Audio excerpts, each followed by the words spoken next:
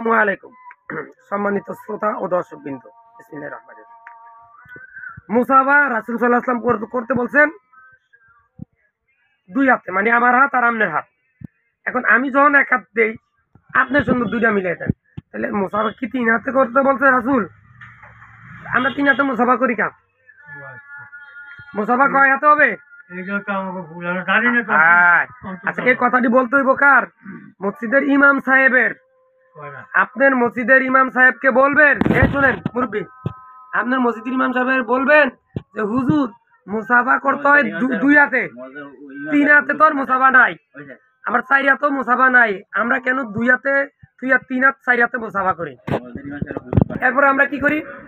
আসসালামু আলাইকুম আত্রা দেন, আসসালামু আলাইকুম এ কই না, ইয়াকফিরুল্লাহু লানা ওয়া লাকুম, এর এই শব্দটা আমার বলার দরকার নেই। আমি বলব কি আসসালামু আলাইকুম, ওইটি আপনি কি করেন? এরপরে আস্তে এনে লাগান কোন জায়গায়? কেন? আল্লাহ রাসূল সাল্লাল্লাহু আলাইহি ওয়াসাল্লাম, সাহাবায়ে কেরাম কোনোদিন কি বুকে হাত লাগাইছে এইভাবে? এটা করা যাবে না, এটা বেদাত। আমরা সালাম দিব আসসালামু আলাইকুম, হাত মুসাফা করে নেবো, আমাদের সগীরা গুনাহগুলো ঝরিয়া পড়িয়া যাবে। আর মুসাফা হইব কয় হাতে?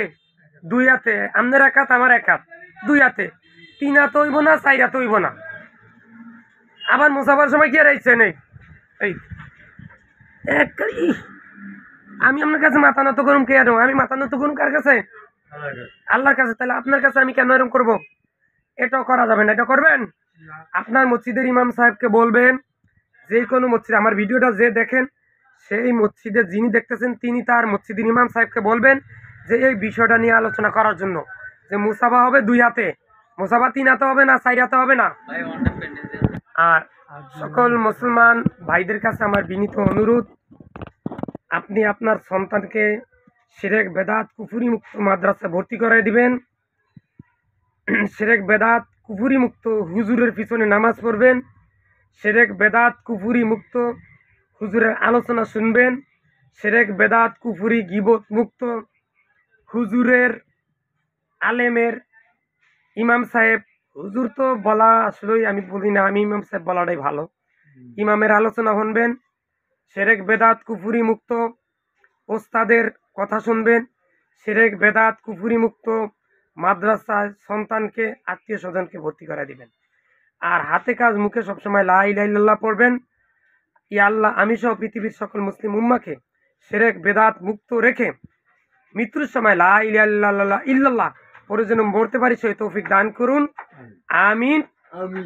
এবং আমার এই কথাগুলো যদি কোরআন এবং সহিহ হাদিসের বাহিরে কোনো কথা হয়, তাহলে আমার কথাগুলো দেয়ালে ছুঁড়ে ফেলে দিবেন। কেউ মানবেন না, কেন অনুসরণ করবেন না। সবাই যার যার স্থানে থেকে কোরআন এবং সহিহ হাদিসের আলোকে পুরো জিন্দিগিটা অতিবাহিত করবেন। সকালে ঘুম থেকে উঠে নামাজ পড়বেন, কোরআন তেলাওয়াত করবেন, 5 ওয়াক্ত নামাজ পড়বেন, 5 ওয়াক্ত নামাজ পড়ার জন্য মানুষকে আহ্বান জানাবেন, আকিমুস সালাহ নামাজ প্রতিষ্ঠা করবেন, একজনে কম করে 10 জন করে মানুষকে দাওয়াত দিয়ে মসজিদে নিয়ে যাবেন নামাজ পড়ার জন্য। কি এটা কি ঠিক না মামু? আর সবসময় মুখে বলতে হবে কি ইল্লাল্লাহ, লা ইলাহা ইল্লাল্লাহ। আসসালামু আলাইকুম। বেশি বেশি করে ভিডিওটা শেয়ার করে দেন।